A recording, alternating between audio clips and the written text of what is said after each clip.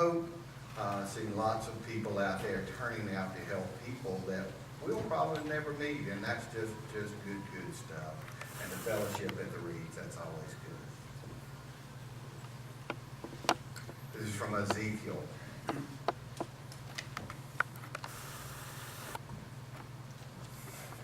Therefore, tell Israel, message of God, the Master.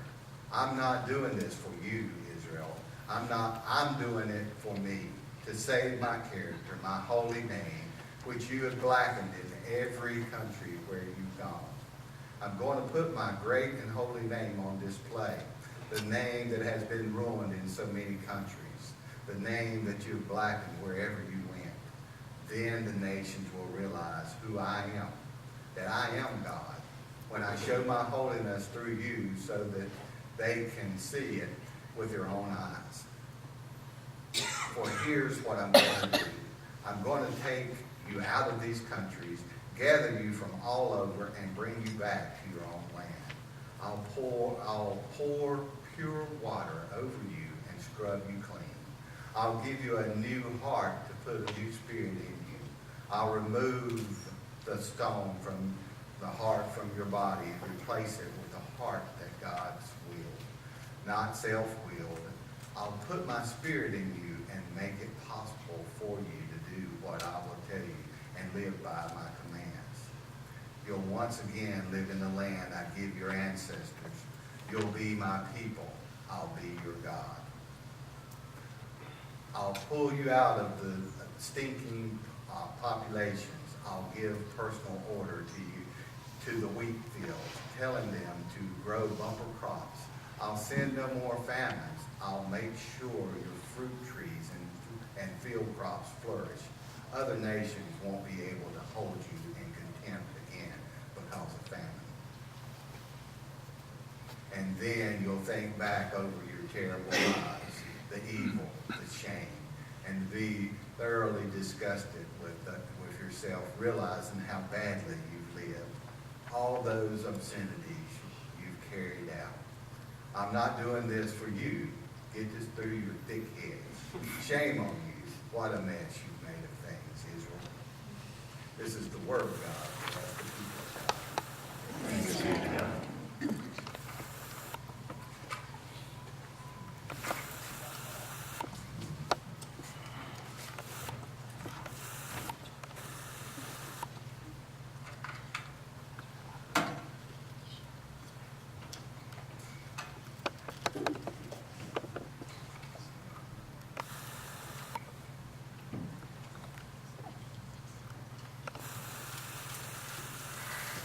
Thank you, Tim. I gave you a little bit of a longer passage to read today. You did great. We are in the midst of the Justice League, this series looking at superheroes. And I'm excited to dig in today. We're going to look a little bit at the character of Batman. Before we do, I have two quick things I want to say.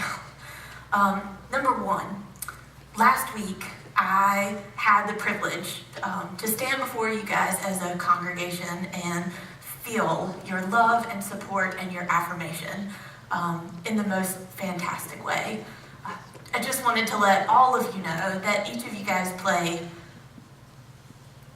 a powerful role in my life, and I'm grateful for the job that I have, that I get to be a minister here with you and alongside of you. Anybody familiar with Gary Chapman, the pastor down the road at Calvary? He also pretty famously wrote a book called The 5 Love Languages. I read the book years ago and discovered pretty quickly that one of my love languages is words of affirmation. So about 4 or 5 times this week, nearly every day that I came into the office, I flipped through all of those notes that you wrote me and reread my cards, and it filled my soul. It made me feel loved, and I want to say thank you.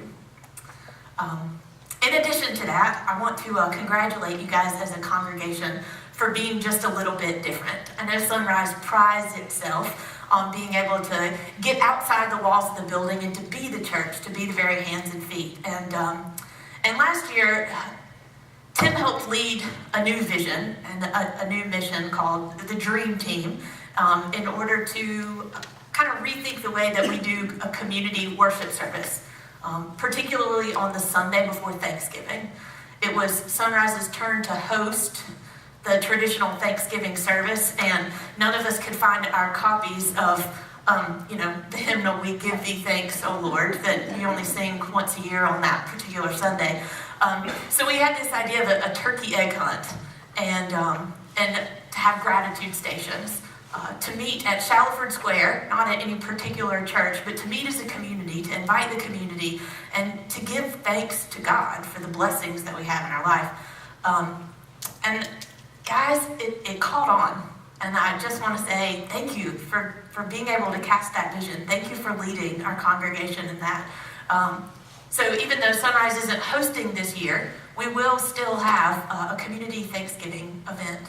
On the Sunday before Thanksgiving, instead of sitting in our PUs and singing hymns, we will meet out on Shallowford Square again, have a turkey egg hunt, a lantern launch, and all the proceeds are going to go to Lewisville Elementary School's backpack ministry Thanksgiving meal. These students have never been given a Thanksgiving meal before. The backpack ministry continues to provide certain students with meals over the weekend that they take home in a backpack. But this particular week, because of the community of Lewisville, because of all the churches that are involved in coming together, we'll be able to, with the money received, provide these kids with a Thanksgiving meal. So I just want to say thank you. Thank you for being a part of that. That's an amazing way to meet the felt needs of our community. A lot of churches focus on spiritual nourishment and how it is that we need to supply and to love and to share the Spirit of God and a wisdom of God's love with everyone. But the truth is Maslow's hierarchy of needs. If somebody's hungry, they're not going to be as receptive to understanding a concept of God's love. If somebody's cold, they don't really want to hear what you have to say about justice and love and mercy. They want a coat and they want a meal. So anyway, thank you for being that congregation, and thanks for indulging me for just a second to encourage you all to continue to support that so that maybe other churches will get on board to be a little bit different too.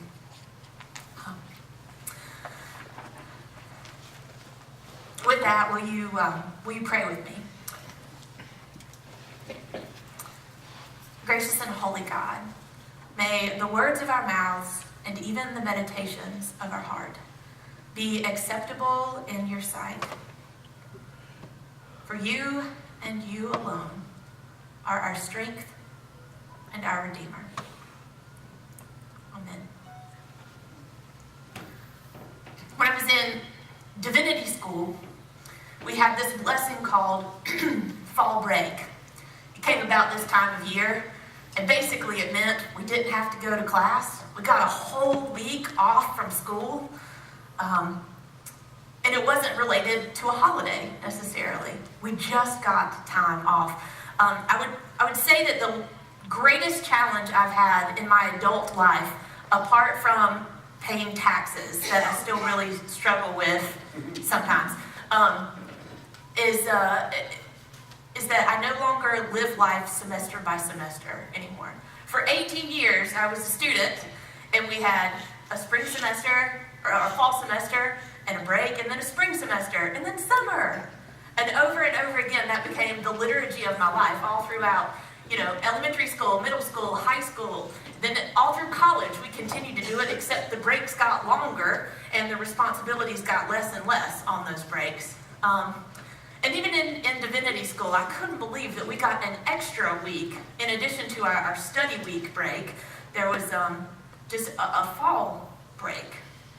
I didn't have enough money from my student loans to go and skirt off with some of my other friends in different vacations. So my friend Jimmy and I decided that we would take the week and we would go to camp. A place where we had both worked in the summers, and a place where we knew we could stay for free for a week without having to pay a rental fee, to be able to hike around and walk around. And I was so looking forward to this break, a free break. You know, who doesn't like a free vacation? Anybody? Yeah. Okay. So Jimmy and I came up with the vacation title, Do Something Awesome Every Night of the Week. And so this was our fall break. Do something awesome every night of the week. And you can imagine, it involves planning and doing something awesome every night of the week. And so we had a blast with it. It was Monday through Friday. On Monday night, we went night hiking in Pisgah National Forest. We took our headlamps, our head torches, and yes, I know the parks are supposed to be closed from dusk till dawn, but we were kind. We stayed on the trails. But we got to hike through Pisgah and go look at waterfalls. And it was awesome. There was a full moon in the sky. It was so much fun. On Tuesday night, we built a huge bonfire, and we invited the neighborhood kids and the kids of the director and the assistant director to come and make s'mores with us. And so we basically gave a lot of children a whole lot of sugar and built a large fire, and it was an awesome thing to do on a Tuesday night. On Wednesday night, we went into town, into Hendersonville, and we served dinner at the local soup kitchen and met some really neat folks and got to have a meal with them. And then we came back on later that night, and Jimmy insisted that part of Do Something Awesome Every Night of the week had to include watching a new movie that I'd never seen called The Dark Knight. Anybody familiar with The Dark Knight? Okay. I didn't know what I was in for. I hadn't seen it, but he said it was awesome and that we had to do it and do something awesome every night of the week. On Thursday night, we had board games and beer. We invited anybody that wanted to, that was in the area, to come back to camp, and we played, Monopoly and Sorry and all those old board games that continue to stay on the shelf. And we drank some beer and had a good time. And then on Friday night, our very last night, we decided we needed to do something really awesome. So we climbed up to the top of the Big Zip. At camp, we have what they call a big zip line. It's about 45 feet up in the air, and it traverses across this great big field.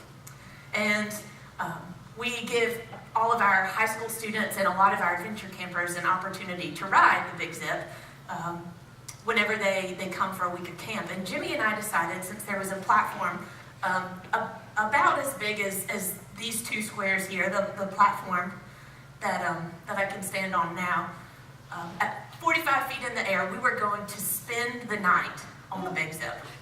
So all Friday night long, we stayed in our harnesses, hooked in, so that we were always on belay, and we did our best to lay down in sleeping bags and sleep with the sky full of stars that was above us, 45 feet up in the air. And every now and then, the poles were so high that when the wind would blow, the platform itself would kind of move a little bit.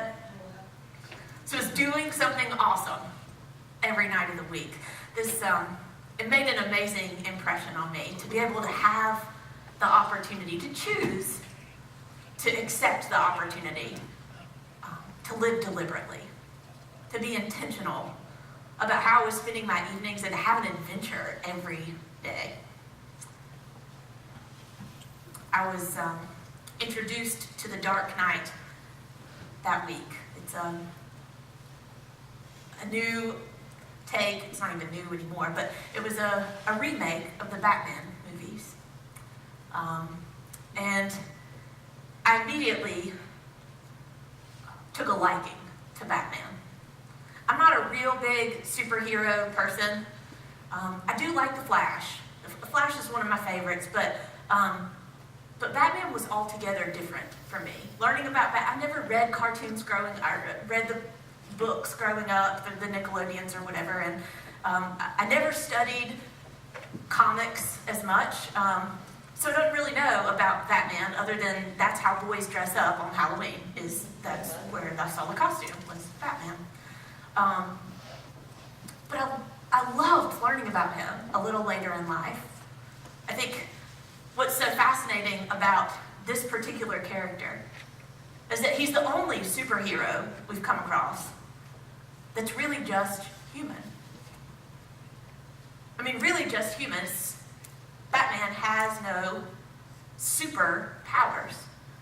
You know, he didn't come from Kal-El as an alien and gets its source of energy from the sun, like Superman. Batman wasn't hit by lightning in a lab, would suddenly bequeathed with extra human gifts of speed and to be able to defy the laws of gravity. Batman didn't come with a lasso of truth or those wristbands, you know, that block bullets like Wonder Woman had. Batman was just a human.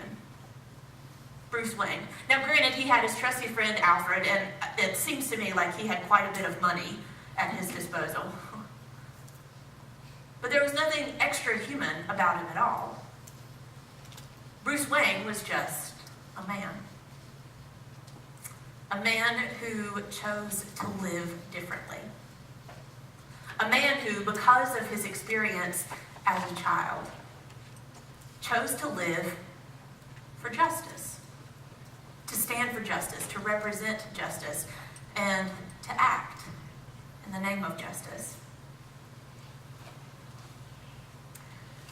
Our scripture lesson today came from the prophet Ezekiel. Ezekiel is one of the few prophets that we read about in our Old Testament collection of texts where he's not just a prophet, but he's actually a prophet and a priest. So the language that is used throughout Ezekiel is often pretty heavy laden and is different. The images are very heavy, gross, harsh, vivid. The language that Ezekiel continues to use over and over again is about unrighteousness and uncleanliness and unholiness. Those are kind of the words we hear him use over and over and over again. Even when he was writing to the pre-exilic period and the post-exilic period, meaning he was a part of the exile. He predicted that Babylonian would come in and take over Jerusalem, and that as a people they would be displaced, and then he actually lived through it. Ezekiel was, in fact, displaced with the community. When Jerusalem was destroyed, he had to leave town too. He was a refugee. He was a prophet and a priest and a refugee. But the language he uses to write is very priestly language. It sounds like something that it reminds us very much of the book of Leviticus, where injustice is related to the laws and how these laws are kept and applied and how we as a community are meant to be obedient to those laws. I think if I could go through, I would probably lean more on the side of Amos as a prophet. Amos speaks more about the felt needs and injustices in a society as opposed to Ezekiel, where he talks about what is cleanliness and what is righteousness and what is holiness. Amos is a little more direct in saying, care for the orphan, care for the widow. Put a coat on someone. Love your neighbor. But at the same time, what's astonishing about Ezekiel's writings is how he focuses on restoration. Even at the time where he was writing, the basic book of Ezekiel is kind of divided into three sections. A section anticipating their status as refugees, a time they were writing while he was a refugee, and then the last section of the book is more about how God will restore Israel, how God will keep God's promise. But in each of these three sections, while the language is harsh and vivid and it seems at times violent, Ezekiel focuses on the nature of God. And Ezekiel focuses on what God is about to do. He directs the attention away from the individual and says, I will be a light to the nations. I will remove your hearts of stone. I will give you a heart of love. I will bring you back and restore you as my faithful people. I will clean you with fresh, pure water.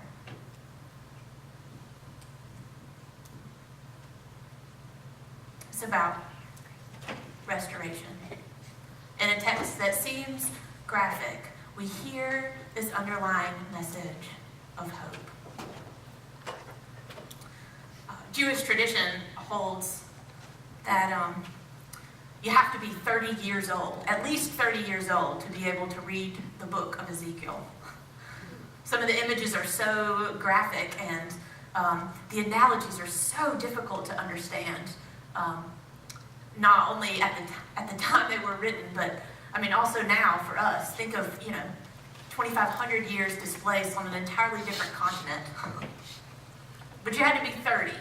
You had to have a certain amount of life experience to be able to even read Ezekiel, where God promises to remove our hearts of stone and give us a heart of love alone, where God will give us his Spirit, and it's not because we've earned it or we deserve it, but because God is God. God is who God is, and God will be who God will be, and there is no changing that. I think what was powerful about the experience of Do Something Awesome Every Night of the Week wasn't that it introduced me to Batman, but it gave me the freedom to live deliberately. It was a day where I pulled myself out of my own context and instead chose every single night to make the day special and worthwhile. I wish that I had the courage to do that in my everyday, ordinary life here and now. I hope that by thinking about it all this week and by sharing it with you today, I'll have the courage to follow through with it on this next week. That's my goal for myself, is to plan another Do Something Awesome every night of the week. Not because I deserve it, or because I've earned it, or because I have a fall break even, but because God is God.